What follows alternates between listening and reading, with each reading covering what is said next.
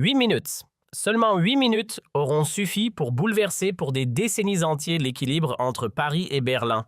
Devant l'ensemble des dirigeants européens réunis, Olaf Scholz venait tout juste d'achever l'humiliation publique qu'il infligeait à Sébastien Lecornu. Avec ce sourire condescendant qui le caractérise si bien, il fixait le Premier ministre français, persuadé d'avoir remis la France à la place qu'il lui réservait dans la hiérarchie européenne. Et puis Lecornu s'est levé. Il a prononcé il a prononcé une phrase, une seule, et toute la délégation allemande s'est figée, paralysée. Ce qui s'est joué là n'avait plus rien d'un échange ordinaire entre partenaires européens. Ce fut l'instant précis où la France a fait comprendre à l'Allemagne une vérité brutale. L'ère de la domination germanique sur le continent venait de s'achever, une rupture révolutionnaire. Mais pour saisir véritablement l'ampleur de ce qui s'est noué ce jour-là, il faut faire un pas en arrière. 6 semaines exactement. Retour dans les couloirs feutrés de l'Élysée à ce moment décisif où Sébastien Lecornu a mis la main sur la vérité, celle de la duplicité énergétique allemande, celle-là même, qui allait faire voler en éclats l'Union européenne. Imaginez la scène. Paris 15 août 2025. Il est exactement 14h30 et dans le bureau du Premier ministre, l'air est lourd, presque irrespirable. La chaleur de l'été parisien colle au mur. Au-delà des fenêtres, la France respire enfin un peu les manifestations. Bloquons tout, ont laissé des cicatrices, mais l'économie commence doucement à se relever. Et c'est précisément à ce moment-là que tout bascule. Sur le bureau de Lecornu, un dossier, pas n'importe lequel. Un dossier classifié déposé quelques minutes plus tôt par le directeur de la DGSE en personne. Et ce que contient ce dossier, mes amis, va non seulement bouleverser sa vision de l'Europe, mais déclencher la plus grave crise franco-allemande depuis la guerre. Monsieur le Premier ministre, la voix du chef des services secrets français est grave. Ce que vous allez lire va vous choquer. Accrochez-vous parce que voilà ce qu'il découvre pendant que l'Allemagne se permettait de faire la morale à toute l'Europe sur l'indépendance énergétique vis-à-vis de la Russie. Oui, vous avez bien entendu faire la morale. Berlin, dans le plus grand secret, négocier de nouveaux contrats gaziers avec Moscou. Et tenez-vous bien en passant par des intermédiaires chinois. Lecornu lève les yeux du document. Incrédule, vous voulez dire que... Oui, monsieur le Premier ministre. Pendant que Scholz sermonnait l'Europe entière sur la nécessité de sanctionner la Russie, l'Allemagne, elle continuait à acheter du gaz russe en cachette. Accablant. Voilà le mot qui résume ces documents. Un contrat secret, une société écran, un transfert financier soigneusement camouflé, 3 pièces, 3 preuves, et tout un édifice de mensonges qui s'effondre. Pendant ce temps, et c'est là que ça devient révoltant, la France, elle sacrifiait de sa compétitivité économique sur l'autel des sanctions européennes. Pendant que nos entreprises payaient l'énergie au prix fort qui en profitait, leurs concurrentes allemandes qui continuaient tranquillement à bénéficier du gaz russe bon marché. L'Allemagne trichait massivement. Et cette concurrence déloyale n'était pas le fait de quelques marginaux, elle était organisée au plus haut niveau de l'État allemand. Cette nuit-là, le Premier ministre ne dormit pas. Il marchait, seul dans les jardins de Matignon, seul avec sa colère, seul avec sa détermination.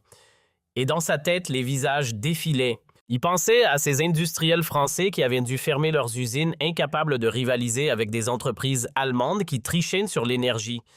Il pensait à ces millions de Français écrasés par des factures énergétiques astronomiques, pendant que leurs voisins d'outre-Rhin continuaient à profiter du gaz russe comme si de rien n'était. Mais surtout, il pensait à cette Europe à 2 vitesses. Cette Europe où l'Allemagne prêchait la morale d'une main tout en pratiquant la déloyauté de l'autre. 20 août, lieu l'Élysée. Et ce jour-là, croyez-moi, les murs ont tremblé. Lecornu fait convoquer une réunion extraordinaire, pas n'importe laquelle. Autour de la table, on retrouve ses fidèles, parmi les fidèles Bruno Le Maire, Catherine Colonna, Gérald Darmanin. Le gratin et l'ambiance glaciale, pesante, le genre d'atmosphère où personne n'ose tousser, c'est le Cornu qui brise le silence, voix calme, voix posée, mais déterminée, et c'est ça qui fait peur. Mes amis, nous avons la preuve que l'Allemagne trompe l'Europe depuis des mois. Elle prêche les sanctions contre la Russie d'un côté, et de l'autre, elle continue à faire du commerce avec Moscou, en secret. Cette hypocrisie va cesser. Bam! Lâché comme ça, sur la table. Et là, Bruno Le Maire, le ministre de l'Économie, je vous le rappelle, bondit littéralement de sa chaise. Sébastien, mais tu te rends compte de ce que tu dis? L'Allemagne, c'est notre premier partenaire commercial. Si on l'attaque publiquement, il n'a même pas le temps de finir. Le cornu le coupe net d'un simple geste de la main. Elle nous attaque économiquement depuis des mois, Bruno. Elle détruit notre industrie par la concurrence déloyale. Elle nous impose des sanctions qu'elle ne respecte même pas elle-même. Il est temps de rétablir la vérité. Catherine Colonna, visiblement nerveuse, tente alors de calmer le jeu. Mais enfin, Sébastien, si nous accusons l'Allemagne de duplicité, c'est tout l'édifice européen qui s'effondre. Et là, ah là là, mes amis, la réplique, la réponse qui claque. Le cornu la fixe avec un regard, je vous jure, d'une froideur glaciale. Catherine, l'édifice européen s'effondre déjà depuis 10 ans. L'Allemagne impose ses règles à l'Europe tout en s'arrangeant pour ne pas les appliquer à elle-même. Cette Europe-là ne mérite pas de survivre. Ce qui suivit fut une véritable plongée dans l'enfer administratif. Pendant des semaines entières, Le Cornu ordonna à ses services d'éplucher ligne par ligne l'intégralité des contrats énergétiques signés avec l'Allemagne. Et plus ils creusaient, plus le tableau devenait accablant. La tromperie. Elle dépassait tout ce que le Premier ministre avait pu imaginer.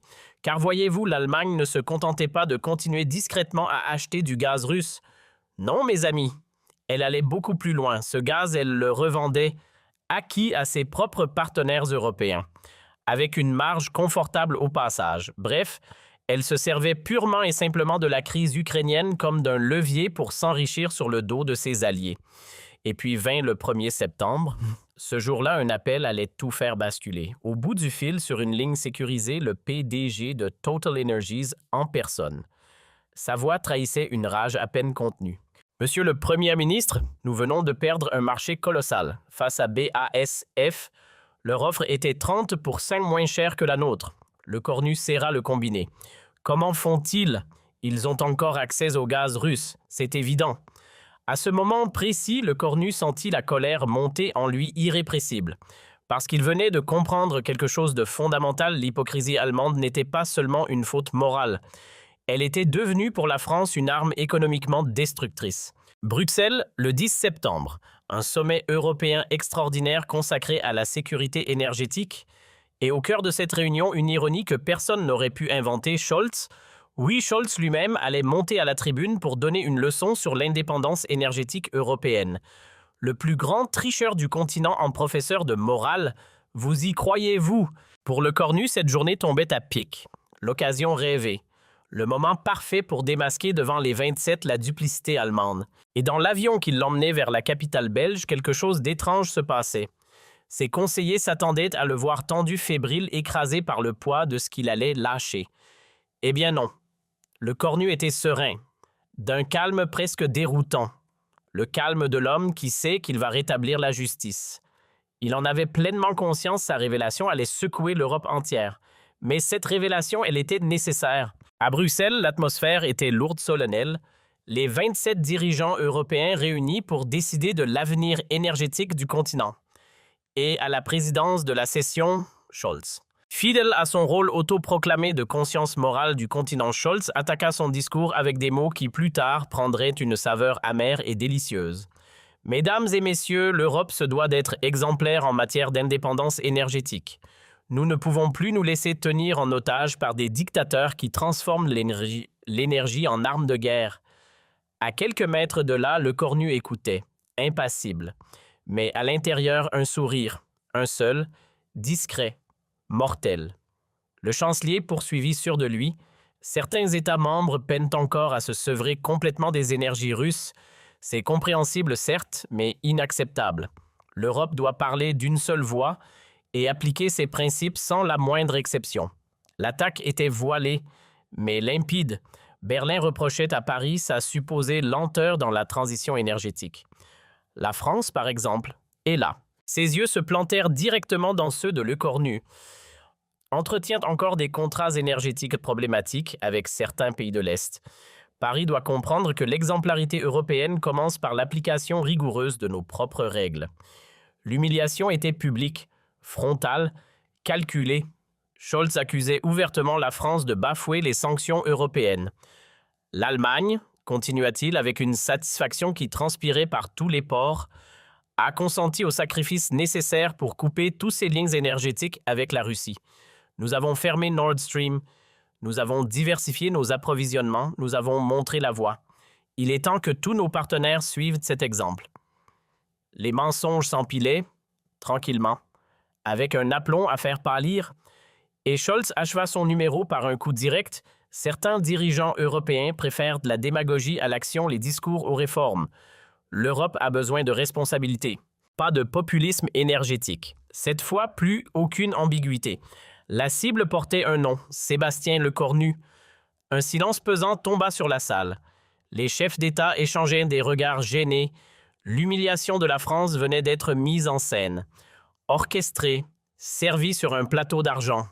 Charles Michel, président du Conseil européen, demanda timidement s'il y avait des réactions.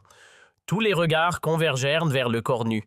Et ce qui se produisit ensuite défie encore aujourd'hui toutes les prévisions diplomatiques. Sébastien Lecornu se leva, très lentement. Il ne demanda pas la parole, il ne consulta aucune note. Il se dressa simplement, posa ses deux mains à plat sur la table et planta son regard dans celui de Scholz avec une intensité qui fit littéralement frémir l'Assemblée. « Monsieur le chancelier », dit-il d'une voix claire qui résonna dans toute la salle. « Merci pour cette magnifique leçon d'exemplarité énergétique. C'est particulièrement instructif. Venant du dirigeant d'un pays qui nous donne tant d'exemples à suivre. » La phrase sonnait diplomatique, polie presque. Mais il y avait dans le ton de Lecornu quelque chose qui fit instinctivement pâlir le chancelier allemand. Vous parlez d'indépendance énergétique, parfait. Permettez-moi alors de vous féliciter pour l'indépendance énergétique allemande. Lecornu sortit un dossier de sa mallette, sans se presser. J'ai ici quelques documents qui illustrent parfaitement cette fameuse indépendance. Il ouvrit le dossier avec une lenteur théâtrale presque cruelle. Contrat énergétique germano-chinois daté du 15 juin 2025. Société intermédiaire Sinogas International. Fournisseur final Gazprom Russie. Le silence qui suivit fut assourdissant. Montant 2,5 milliards d'euros de gaz russe livré à l'Allemagne, via la Chine. Scholz était devenu livide. Contrat du 8 juillet 2025, continuait Lecornu implacable. Société Écran Energy Asia Europe, même schéma, même fournisseur russe, même destinataire allemand, montant 1,8 milliard d'euros. Les chiffres tombaient comme des coups de marteau. Contrat du 22 août, 3 milliards. Contrat du 5 septembre, 2,1 milliards et pour les tigres. Le silence dans la salle était devenu pesant, presque suffocant. Lecornu releva lentement les yeux vers Scholz et sa voix claqua comme un verdict, 12,3 milliards d'euros. Voilà ce que l'Allemagne a déboursé pour acheter du gaz russe depuis le début de l'année 2025. Davantage que n'importe quelle autre nation européenne. Alors dites-moi, moi, monsieur le chancelier, osez encore me parler d'exemplarité énergétique. Scholz, le visage blême, tenta de s'accrocher à quelque chose, ses documents, ses allégations, mais Lecornu ne lui accorda pas même une seconde de répit. Des allégations, monsieur le chancelier, j'ai sous la main les factures signées, les virements bancaires, les certificats de livraison. Souhaitez-vous que je les distribue séance tenante à toute l'Assemblée? L'effet fut foudroyant. Dans l'hémicycle, les dirigeants européens découvraient méduser l'étendue de la duperie allemande. Certains saisissaient leur téléphone pour alerter leurs services, d'autres griffonnaient frénétiquement des notes. Tous comprenaient qu'ils étaient les témoins directs d'un véritable séisme diplomatique. Mais ce n'est pas tout, poursuivit Lecornu avec un calme olympien qui rendait ses paroles encore plus tranchantes. Pendant que l'Allemagne nous faisait la leçon sur les sanctions contre la Russie, Berlin revendait ce même gaz russe à ses partenaires européens avec une marge de 40%. Vous n'étiez pas un simple complice de Poutine, monsieur le chancelier. Vous étiez son revendeur officiel en Europe. La salle explosa. Le premier ministre polonais bondit de son siège. Vous voulez dire que nous avons payé du gaz russe maquillé en gaz allemand. Le président tchèque enchaîna aussitôt. L'Allemagne nous a vendu cette énergie russe qu'elle prétendait boycotter. L'indignation devint générale, électrique, explosive. Scholz acculé tenta un ultime sursaut. Ces accusations sont graves, il faut vérifier. Mais Lecornu l'interrompit sans la moindre pitié, vérifier. Nous avons déjà vérifié, monsieur le chancelier. Pendant que vous donniez des leçons à l'Europe entière, vos entreprises signaient des contrats avec Moscou. Pendant que vous nous imposiez des sanctions, vous les contourniez systématiquement.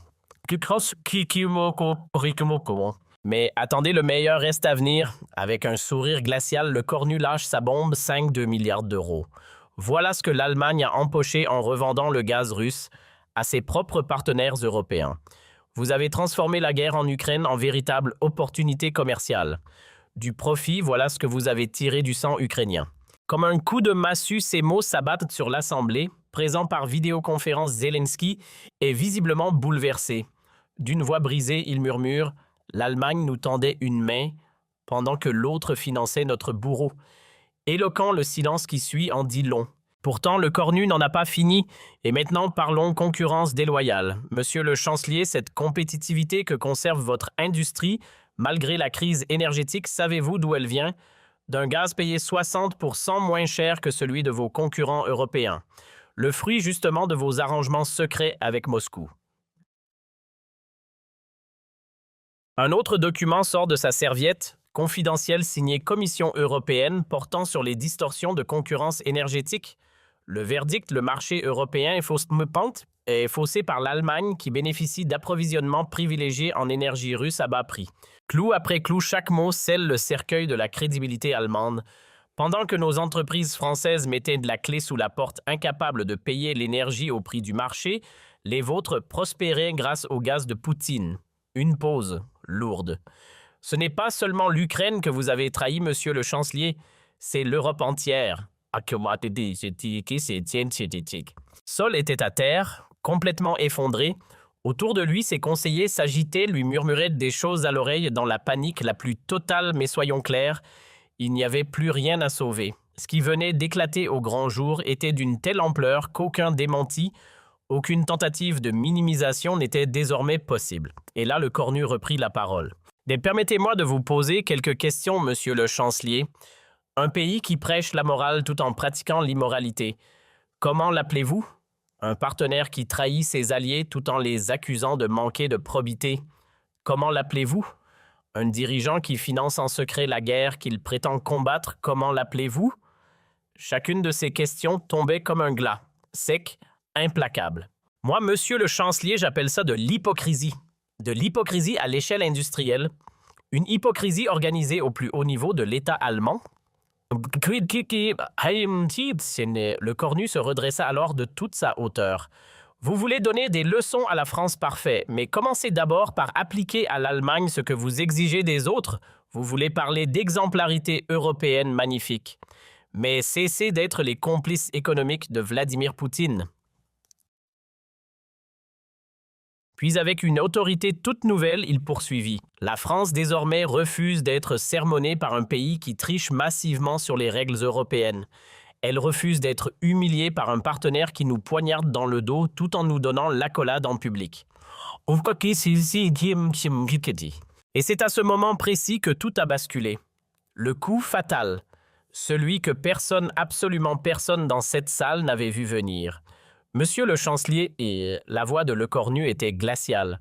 À compter de cet instant, la France suspend l'intégralité de ses accords énergétiques avec l'Allemagne. Silence. Un silence assourdissant. Puis il a enchaîné méthodique implacable. Nous refusons désormais toute coopération avec un État qui finance notre ennemi commun. Toute relation commerciale avec un partenaire qui pratique la concurrence déloyale. Et toute négociation avec un dirigeant qui ment à ses propres alliés. Et là, mes amis, c'est l'explosion. La salle plonge dans un chaos indescriptible. Parce qu'il faut bien comprendre ce qui vient de se passer pour la première fois dans l'histoire moderne. Un pays européen vient de rompre publiquement en direct ses liens énergétiques avec l'Allemagne. L'Union européenne, sous nos yeux, se fissure. Scholz lui tente un dernier sursaut, une ultime parade. Monsieur Lecornu, ces accusations sont... Mais le Premier ministre français le coupe net d'un simple geste de la main. Ces accusations, elles sont prouvées, documentées, vérifiables. Si vous les contestez, alors publiez vos propres contrats énergétiques, montrez au monde votre transparence. Le piège est parfait, diabolique, parce que, voyez-vous, l'Allemagne ne pouvait pas publier ses contrats, il prouverait sa propre culpabilité. Scholz était piégé, humilié, détruit en direct devant le monde entier. Chers dirigeants européens, poursuivit-il en se tournant vers l'Assemblée, nous voici arrivés à un moment décisif. Deux choix s'offrent désormais à nous, ou bien l'Europe continuera de fermer les yeux sur les mensonges et la duplicité allemande, ou bien elle aura enfin le courage d'exiger vérité et transparence de chacun de ses membres. Une dernière fois, son regard se posa sur Scholz. Une dernière fois, du populisme énergétique, voilà ce dont vous nous accusez, monsieur le chancelier. Mais laissez-moi vous révéler ce qu'est véritablement le populisme. Prétendre à l'indépendance énergétique quand on demeure inféodé à la Russie, voilà le populisme. Donner des leçons de morale tout en pratiquant l'immoralité, voilà le populisme. Se proclamer leader de l'Europe tout en la trahissant dans l'ombre, voilà monsieur le véritable populisme. Ces mots, il les avait prononcés avec un calme glaçant. S'ensuivit alors un silence qui parut durer une éternité, puis progressivement des applaudissements s'élevèrent d'abord hésitants venant de quelques dirigeants européens, puis de plus en plus assurés. En quelques instants, c'était la salle entière qui applaudissait. Seule la délégation allemande, elle restait figée dans son mutisme. Les heures qui suivirent allaient pulvériser tous les pronostics diplomatiques imaginables. Jamais depuis sa fondation, l'Union européenne n'avait connu une secousse d'une telle violence. Berlin, qui se posait depuis des décennies en boussole morale du continent, venait d'être exposée au grand jour comme la championne incontestée de la tricherie européenne. Et là, mes amis, la presse européenne s'est littéralement embrasée. L'Allemagne trahit l'Europe, voilà ce qu'on pouvait lire à la une du Figaro. Scholz, le mensonge énergétique qui dévore un pays, analysait un autre quotidien. Berlin Russian Gas Scandal, commentait de son côté The Guardian. Partout sur le continent, la révélation française tombait comme une bombe à fragmentation. Mais c'est en Allemagne même que l'onde de choc fut la plus ravageuse. Die Welt n'hésitait pas à parler de la pire crise de crédibilité du pays depuis 1940. Rien que ça. Dans les heures qui suivirent le séisme de Bruxelles. L'Allemagne tenta plusieurs contre-attaques désespérées. Scholz convoqua une conférence de presse d'urgence, sauf que cette fois même, les journalistes allemands se montrèrent sans pitié. Herr Kanzler, comment expliquez-vous ces contrats secrets? Depuis quand l'Allemagne trompe-t-elle ses partenaires? Comptez-vous démissionner?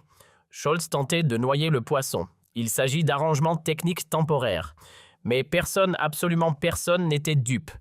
Les preuves dégainées par Lecornu étaient accablantes, irréfutables, dévastatrices. En France, l'effet fut immédiat et proprement spectaculaire. La cote de popularité de Lecornu s'envola littéralement. En 24 heures à peine, il passa de 58% à 84,1% d'opinion favorable. Vous avez bien entendu, pour la première fois depuis des décennies, un dirigeant français avait tenu tête à l'Allemagne et avait gagné. L'industrie française, elle retrouva enfin de l'espoir. « Nous allons enfin pouvoir concurrencer à armes égales », déclarait le patron de Renault.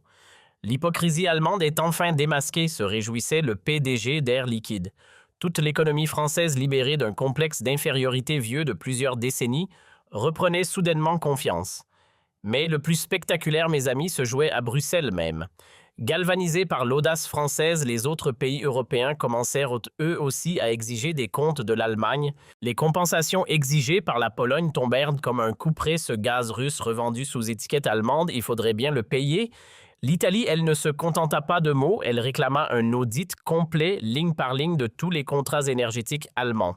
Quant aux Pays-Bas, ils allèrent encore plus loin en demandant rien de moins qu'une refonte totale de la politique énergétique européenne. Une semaine après le séisme de Bruxelles, Scholz tenta un dernier coup de poker. Il proposa une clarification de ces fameux contrats énergétiques allemands espérant reprendre la main. Mais le mal était fait. Trop tard. Sa crédibilité en miettes, son autorité morale réduite à néant. L'Allemagne, qui hier encore se posait en leader incontesté de l'Europe, se retrouvait du jour au lendemain dans la peau du paria du continent. Et puis vint le 25 septembre, 2 semaines jour pour jour après la révélation explosive de Lecornu. Ce jour-là, l'impensable se produisit. Le Bundestag vota une motion de défiance contre son propre chancelier. Pour la toute première fois dans l'histoire de l'Allemagne fédérale, un chancelier était renversé par son propre parlement et le motif, écoutez bien, c'était d'avoir menti à ses partenaires européens. La chute de Scholz, ce n'était pas seulement la fin d'un homme, c'était la fin de l'hégémonie allemande sur l'Europe. Cette Allemagne habituée depuis des décennies à dicter ses conditions au continent entier découvrait soudain brutalement ce que voulait dire être isolé diplomatiquement. Ses anciens partenaires exigeaient désormais des réparations des garanties des comptes. Le rapport de force venait de s'inverser. Et soudain, tout bascule. Le Cornu, oui, ce nom qu'on prononçait à peine il y a quelques mois, devient du jour au lendemain la nouvelle boussole morale du continent européen. Pourquoi? Parce qu'il a osé. Osé regarder Berlin droit dans les yeux. Osé démonter pièce par pièce l'édifice de mensonges allemands sur lequel reposait toute une diplomatie. Et croyez-moi, ce courage-là, il est contagieux. Écoutez plutôt Pedro Sánchez, le Premier ministre espagnol, qui lâche cette phrase devant les caméras. Sébastien Lecornu nous a rappelé que l'Europe doit être fondée sur la vérité, pas sur l'hypocrisie. Boum! Le ton est donné. Et derrière lui, Mario Draghi, l'Italien, enfonce le clou. La France nous a libérés du chantage énergétique allemand. Libérés. Le mot est lâché. Octobre 2025. Retenez bien cette date, mes amis, parce qu'elle entre dans les livres d'histoire. Pour la première fois depuis 1257, vous lisez bien 1257, l'axe franco-allemand vole en éclats. 7 siècles d'alliances balayés en quelques semaines. Et là, on s'attendait au pire, les europhobes se frottaient les mains. Ça y est, l'Union européenne va s'effondrer. Eh bien, non, pas du tout.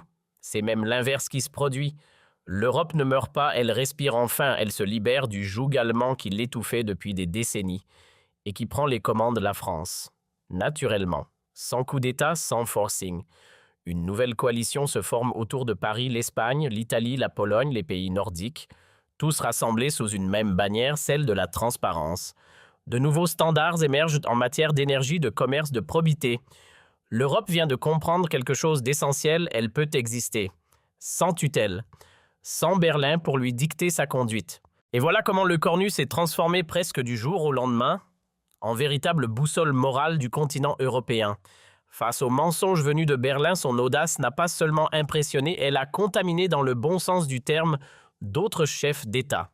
Écoutez plutôt Pedro Sánchez, le chef du gouvernement espagnol, qui n'a pas mâché ses mots.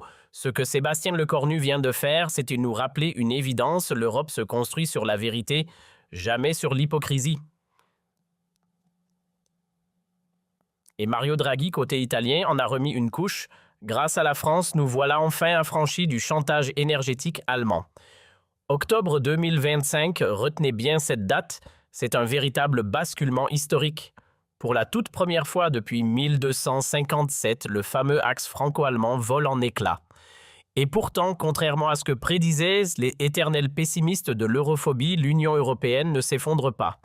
Mieux encore, elle respire enfin. Débarrassée de l'emprise allemande, elle voit émerger un équilibre nouveau, plus sain, plus juste. La France. Elle prend tout naturellement les commandes d'une coalition européenne inédite, l'Espagne, l'Italie, la Pologne, les pays nordiques, tous embarqués dans l'aventure.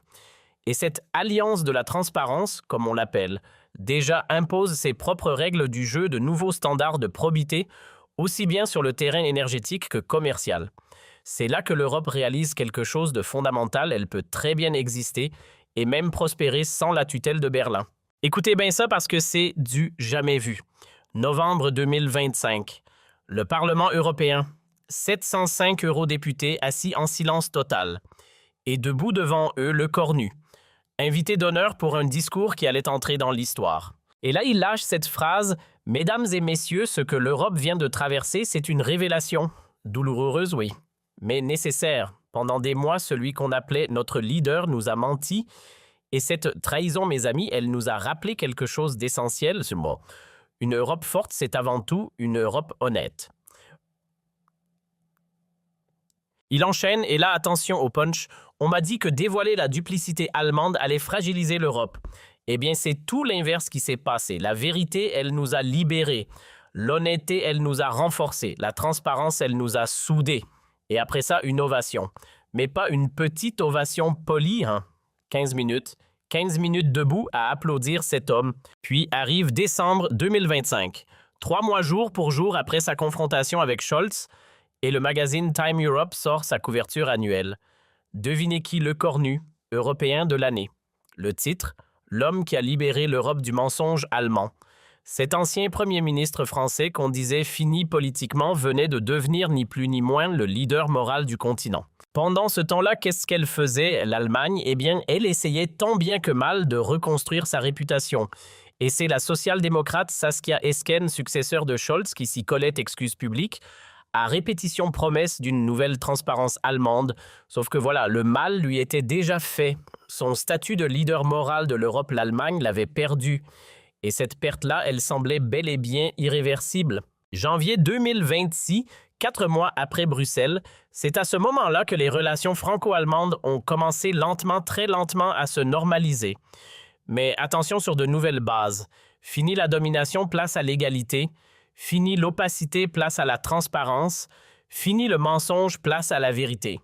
L'Europe post-allemande venait de naître. Et puis arrive le 15 février 2026. 5 mois jour pour jour après la révélation, devinez qui est reçu en triomphe à Berlin par la nouvelle chancelière Esken Le Cornu. Oui, Le Cornu. Une visite qui, quelques mois plus tôt, aurait été tout simplement impensable. Et cette visite, elle marquait quoi? La reconnaissance par l'Allemagne elle-même de la nouvelle donne européenne. 14h47, le 10 septembre 2025. Retenez bien cette date, mes amis, car c'est à cet instant précis que tout a basculé. Imaginez la scène, une salle feutrée à Bruxelles, les caméras qui tournent, et un premier ministre français qui se lève lentement fixe le chancelier allemand droit dans les yeux, et lâche cette phrase qui va faire le tour du monde. « Monsieur le chancelier, vous n'étiez pas seulement complice de Poutine, vous étiez ses revendeurs en Europe. » Boum! Silence glacial. Et c'est à partir de ce moment-là que l'histoire bascule. Parce que, voyez-vous, ce qui s'est passé ensuite, personne ne l'avait vu venir. Quelques jours plus tard, c'est au Bundestag lui-même, oui, vous avez bien entendu, au cœur même du pouvoir allemand, que Sébastien Lecornu monte à la tribune. Et là, devant des députés allemands médusés, il prononce ces mots qui resteront gravés dans les manuels d'histoire. Mesdames et messieurs, les députés allemands de la France et l'Allemagne peuvent redevenir partenaires, mais sur la base de l'égalité, de la transparence et du respect mutuel. L'époque où un pays dictait sa loi à l'Europe est révolue. L'avenir appartient à une Europe de partenaires égaux. Et là, accrochez-vous bien, le Bundestag se lève. Une ovation, une véritable ovation debout. L'Allemagne, ce géant qui pendant des décennies avait dicté sa loi au continent, acceptait enfin de redescendre de son piédestal. Fini le dominateur, place aux partenaires parmi d'autres. Officiellement, ce jour-là, l'hégémonie allemande s'effondrait. Et une nouvelle ère européenne commençait, une ère où la France, grâce au courage d'un seul homme, retrouvait enfin sa place de co-leader du continent. Aujourd'hui, quand les historiens se penchent sur la grande transformation de l'Union européenne, ils reviennent toujours sans exception à ce moment précis. 14h47, le 10 septembre 2025, le jour où un premier ministre français a osé dire tout haut ce que toute l'Europe pensait tout bas. Imaginez la scène 8 minutes, seulement 8 minutes, et pourtant ces 8 minutes-là allaient redessiner le visage de l'Europe entière. Car ce jour-là, mes amis, quelque chose s'est brisé, quelque chose d'invisible mais de fondamental. L'Europe, pour la première fois depuis des décennies, a vu de ses propres yeux qu'une vérité bien dite pouvait pulvériser le mensonge le mieux orchestré. Et cette vérité, retenez bien ceci, elle est venue de la bouche d'un Français. Sébastien Lecornu, souvenez-vous de ce nom. Parce qu'en 8 minutes, pas une de plus, pas une de moins, cet homme a fait 2 choses extraordinaires. Premièrement, il a rendu à la France quelque chose qu'elle avait perdu depuis longtemps, sa dignité. Et deuxièmement, il est entré sans le savoir peut-être dans le livre de l'histoire européenne à la page de ceux qui ont libéré le continent de l'hypocrisie allemande. Et Olaf Scholz, dans tout ça, eh bien Olaf Scholz n'a jamais oublié ces 8 minutes. Aujourd'hui, retiré de la vie politique, il porte ce poids. Il sait au fond de lui qu'il restera gravé dans la mémoire collective comme le chancelier qui a démoli de ses propres mains la crédibilité de l'Allemagne sur la scène européenne. Mais attendez, parce que l'histoire, elle ne s'arrête pas là. Ce que presque personne ne savait à l'époque, et c'est là que les choses deviennent vraiment intéressantes, c'est que la révélation de Lecornu avait en coulisses déclenché quelque chose d'énorme. Une enquête secrète au cœur même des institutions européennes. Ursula von der Leyen, présidente de la Commission, n'avait pas perdu une seconde. Elle avait immédiatement ordonné un audit complet, sans concession des pratiques énergétiques de chaque État membre. 3 jours. Il aura fallu seulement 3 jours après le séisme de Bruxelles pour que la vérité éclate au grand jour. Et croyez-moi, ce que Ursula von der Leyen s'apprêtait à découvrir dans son bureau bruxellois allait littéralement la stupéfier. Imaginez la scène, son directeur de cabinet entre le rapport préliminaire des enquêteurs entre les mains, le visage grave. Et là, il lâche cette phrase qui va tout changer. « Madame la Présidente, c'est pire que ce que nous pensions. » Pire, le mot est lâché. Parce que non, l'Allemagne n'était pas seule dans cette affaire. Loin de là. Les enquêteurs ont mis au jour des arrangements similaires en Autriche, aux Pays-Bas. Et tenez-vous bien jusqu'en Belgique elle-même, au cœur même de Bruxelles. Von der Leyen pâlit. Comment ne pas pâlir? L'hypocrisie énergétique gangrenait désormais une partie significative de l'Union européenne tout entière. Mais attendez, le pire restait encore à venir. Madame la Présidente, reprend le directeur de cabinet, nous avons aussi découvert que certains commissaires européens étaient au courant de ces arrangements. Ils ont fermé les yeux en échange de compensation. Et voilà. La corruption ne se contentait plus de ronger les marges. Elle atteignait désormais le cœur même des institutions européennes. Le message fut reçu 5 sur 5 par von der Leyen. Devant elle, 2 options seulement: couvrir ses proches collaborateurs désormais compromis ou préserver ce qui restait de la crédibilité de l'Union européenne. Un choix cornélien. Mais au même instant à Paris, une bombe d'une toute autre ampleur venait d'atterrir sur le bureau de Le Cornu. La DGSE, dans une opération d'interception magistrale, avait mis la main sur des échanges confidentiels entre Berlin et Moscou. Et ce qu'ils contenaient dépassait l'entendement. Monsieur le Premier ministre, la voix du directeur des services secrets était grave. Ce n'est pas simplement une affaire de gaz russe acheté en cachette. Berlin a livré à Moscou des informations industrielles européennes, en échange des tarifs préférentiels sur l'énergie. Le coup était dévastateur, car cette fois, on ne parlait plus seulement de concurrence déloyale. On ne parlait plus seulement d'hypocrisie diplomatique. On parlait ni plus ni moins d'espionnage industriel au bénéfice direct de la Russie. Technologies européennes, innovations made in France, secrets commerciaux italiens, tout avait été soldé à Moscou. Et pourquoi quelques euros grattés sur les factures énergétiques? Une trahison à prix discount. 10 jours plus tard, le 20 septembre, jour J. Le Cornu choisit Matignon pour porter le coup de grâce. Devant une salle bondée de journalistes venus de toute l'Europe, le Premier ministre s'avança au pupitre, le visage fermé. « Mesdames, Messieurs, on nous a fait croire que l'Allemagne se contentait de tromper ses partenaires sur la question énergétique. La vérité, c'est qu'elle les espionnait pour le compte de Moscou. Et dans sa main déjà un nouveau dossier, plus épais, plus accablant, plus explosif encore que le premier. Et là, accrochez-vous bien parce que ce qui sort à ce moment-là, c'est du jamais vu. Des preuves noires sur blanc que Moscou recevait depuis Berlin, des informations ultra confidentielles. Nos industries de défense transmises, nos technologies spatiales transmises, nos innovations pharmaceutiques transmises aussi. Berlin, ce n'était plus simplement le revendeur énergétique de Poutine, non, c'était bien pire que ça, son espion industriel planté au cœur même de l'Europe. Le tollé qui suit sans précédent. À la bourse de Francfort, c'est la dégringolade. Les actions des entreprises allemandes s'effondrent. Partout en Europe, les contrats de coopération technologique avec l'Allemagne sont suspendus du jour au lendemain. BMW, Mercedes, BASF, Siemens, tous ces géants allemands voient leur partenariat européen remis en question. Mais la réaction la plus spectaculaire, elle vient d'outre-Atlantique. Joe Biden convoque en urgence l'ambassadeur allemand à Washington et suspend dans la foulée tous les transferts de technologies militaires vers l'Allemagne. Lors d'une conférence de presse improvisée, le président américain lâche « Nous ne pouvons plus faire confiance à un allié qui partage nos secrets avec nos ennemis ». L'OTAN elle-même est contrainte de revoir la place de l'Allemagne dans l'Alliance. Jens Stoltenberg, le secrétaire général, annonce que Berlin sera temporairement exclu de certaines réunions classifiées, le temps de clarifier complètement ses pratiques de sécurité. Pour l'Allemagne, pilier de l'OTAN depuis des décennies, c'est un camouflet historique. En Allemagne, les conséquences politiques tombent immédiatement et elles sont dramatiques. Le SPD, le parti de Scholz, s'effondre dans les sondages de 25%, il dégringole à 12% en 2 semaines à peine. L'AfD, le parti d'extrême droite, en profite à fond pour dénoncer la trahison de l'establishment allemand et grimpe jusqu'à 28% des intentions de vote. C'est l'Allemagne démocratique elle-même qui vacille sur ses bases. Et le 1er octobre, la situation devient totalement incontrôlable. Des manifestations massives éclatent partout dans le pays. À Berlin, 2000 personnes descendent dans la rue pour exiger la vérité sur les trahisons énergétiques. À Munich, ce sont des milliers de Bavarois qui réclament une Bavière indépendante histoire d'échapper à la honte nationale. L'unité allemande elle-même est désormais menacée. Et c'est précisément au cœur de ce climat explosif que va se produire le moment le plus symbolique de toute cette crise. Accrochez-vous parce que ce qui va suivre, c'est du jamais vu. 10 octobre, un mois jour pour jour après sa toute première révélation. Le cornu reçoit une invitation, et pas n'importe laquelle.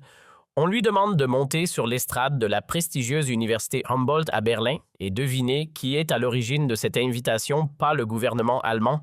Non, ce sont les étudiants eux-mêmes, ceux-là même qui voulaient entendre de vive voix l'homme qui venait de libérer l'Europe entière du mensonge allemand.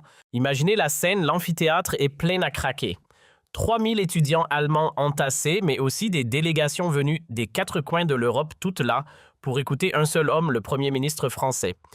Et là, savourez l'ironie avec moi, un Français qui vient donner une leçon de morale à l'Allemagne dans l'une de ses universités les plus prestigieuses. On rêve. Mesdames et messieurs les étudiants, tonnerre d'applaudissements.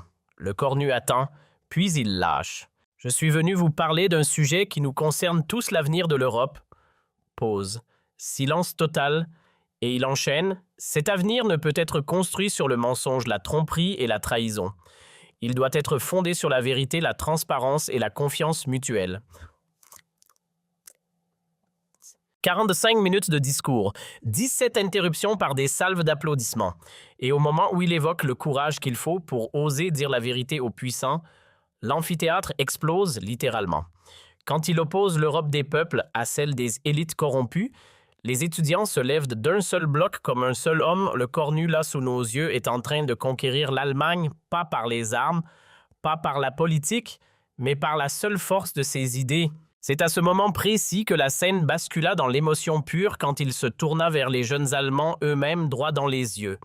Et là, écoutez bien ce qu'il leur a balancé. Les erreurs de vos dirigeants, ce n'est pas votre fardeau, mais l'Europe de demain, elle sera votre responsabilité. Alors dites-moi, la voulez-vous bâtie sur le mensonge ou sur la vérité, sur la corruption ou sur l'intégrité? La salle n'a pas hésité une seconde, d'une seule voix vérité, intégrité. Puis, juste avant que le discours ne se referme, un étudiant allemand se leva. Et ce qu'il dit allait faire le tour de la planète. Monsieur le Premier ministre, au nom de la jeunesse allemande, merci. Merci d'avoir eu le courage de dire la vérité. Nous prenons l'engagement ici et maintenant de construire l'Allemagne nouvelle dont l'Europe a besoin. Prononcés en français par un jeune Allemand, ces mots-là, le monde entier les a entendus. Et les semaines qui suivirent ne firent que confirmer l'impensable. Le cornu venait de réussir ce que personne n'aurait osé imaginer, retourner l'opinion publique allemande en faveur de la France. Les sondages étaient sans appel, 107% des Allemands approuvaient les révélations du Premier ministre français. Et pour la première fois depuis 1945, un dirigeant français se retrouvait plus populaire en Allemagne qu'en France elle-même. C'est à ce moment précis que la scène bascula dans l'émotion pure quand il se tourna vers les jeunes Allemands eux-mêmes droit dans les yeux. Et là, écoutez bien ce qu'il leur a balancé. Les erreurs de vos dirigeants, ce n'est pas votre fardeau, mais l'Europe de demain, elle sera votre responsabilité. Alors dites-moi, la voulez-vous bâtie sur le mensonge ou sur la vérité, sur la corruption ou sur l'intégrité? La salle n'a pas hésité une seconde. D'une seule voix, vérité, intégrité. Puis, juste avant que le discours ne se referme, un étudiant allemand se leva. Et ce qu'il dit allait faire le tour de la planète. Monsieur le Premier ministre, au nom de la jeunesse allemande, merci. Merci d'avoir eu le courage de dire la vérité. Nous prenons l'engagement ici et maintenant de construire l'Allemagne nouvelle dont l'Europe a besoin. Prononcés en français par un jeune Allemand, ces mots-là, le monde entier les a entendus. Et les semaines qui suivirent ne firent que confirmer l'impensable. Le cornu venait de réussir ce que personne n'aurait osé imaginer, retourner l'opinion publique allemande en faveur de la France. Les sondages étaient sans appel, 107% des Allemandes approuvaient les révélations du Premier ministre français. Et pour la première fois depuis 1945, un dirigeant français se retrouvait plus populaire en Allemagne qu'en France elle-même. 3 mois. Voilà le temps qu'il aura fallu après le séisme de Bruxelles pour que tout bascule. Nous sommes en décembre 2025 et l'Union européenne vient d'adopter ce que l'on appellera bientôt les accords Les Cornus de nouvelles règles de transparence énergétique qui vont tout changer. Et le contenu de ces accords implacables.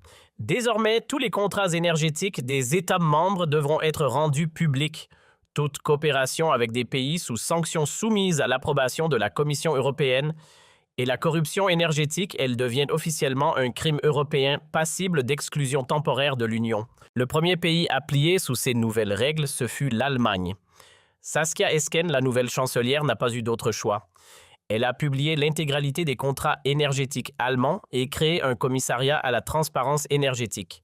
Et devinez qui prend la tête de ce commissariat, un magistrat français détaché tout droit de Paris. L'humiliation, certes, était totale, mais nécessaire. Et c'est dans ce contexte que le 30 et 1 décembre 2025, lors de son discours de fin d'année, le Cornu a pu dresser un bilan véritablement historique. Mes chers compatriotes, il y a 4 mois, l'Europe était malade de ses mensonges. Aujourd'hui, elle guérit par la vérité. Il y a 4 mois, l'Allemagne nous dominait par la tromperie. Aujourd'hui, nous la guidons vers l'honnêteté. Il y a 4 mois, nous étions les dupes de l'Europe. Aujourd'hui, nous en sommes les consciences. Et c'est par cette phrase devenue historique qu'il conclut « À Bruxelles, en septembre, une seule chose m'a occupé, dire la vérité sur l'hypocrisie allemande. Pour libérer l'Europe de 20 ans de mensonges, 8 minutes ont suffi. Et plus jamais l'Europe ne mentira. » Sur une Europe transformée s'ouvrait alors l'année 2026, une Allemagne assainie et redevenue le phare moral du continent, la France. Et tout cela, on le devait à un homme de 39 ans, celui qui avait eu le courage d'affronter la plus grande puissance européenne et de la vaincre par la seule force de la vérité. Pour l'éternité, la leçon était donnée. La leçon était donnée. La leçon était donnée. La leçon était donnée.